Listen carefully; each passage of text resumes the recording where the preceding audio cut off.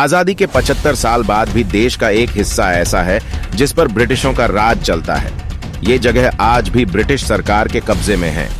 आपको भी यह समझना थोड़ा मुश्किल हो पा रहा होगा कि आखिर यह कहानी आपसे कैसे छुपी रह गई। तो चलिए जानते हैं इसके बारे में।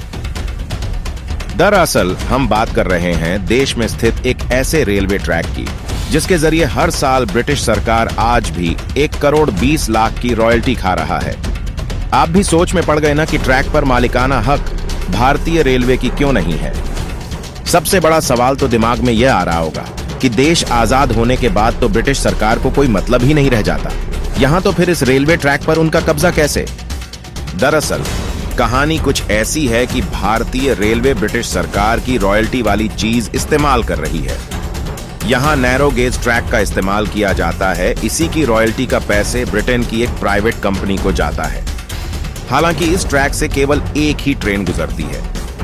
महाराष्ट्र के अमरावती से मुर्तजापुर के बीच चलने वाली यह ट्रेन 190 किलोमीटर का सफर 20 किलोमीटर प्रति घंटे की रफ्तार से तय कर लेती है। ऐसा नहीं है कि भारत सरकार ने ब्रिटिश हुकूमत से यह ट्रैक खरीदने की कोशिश नहीं की, लेकिन लाख कोशिशों के बाद भी इसका ओनरशिप ब्रिटिश सरकार के पास ही है। किन्हीं तकनीकी कारणों से ऐसा संभव नहीं हो सका। इसी वजह से आज भी इस पर ब्रिटेन की कंपनी का कब्जा है। ब्रिटेन की कंपनी ही इसकी देखरेख का पूरा काम संभालती है। लेकिन हकीकत यह है कि ये ट्रैक हर साल पैसा देने के बावजूद बहुत तेजी से कंजूस होता जा रहा है। बताया जाता है कि पिछले 60 साल से इस ट्रैक की मरम्मत तक नहीं हुई है। यह बहुत ही जोखिम भरा है। जानकारी के लिए बता दें कि अंग्रेजों ने इस ट्रैक का निर्माण अमरावती से कपास मुंबई पोर्ट तक पहुंचाने के लिए करवाया था। उसके बाद से अब तक वहीं संभाल रहे हैं।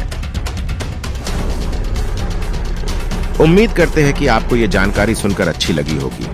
ऐसी ही जानकारी देते रहेंगे आपको।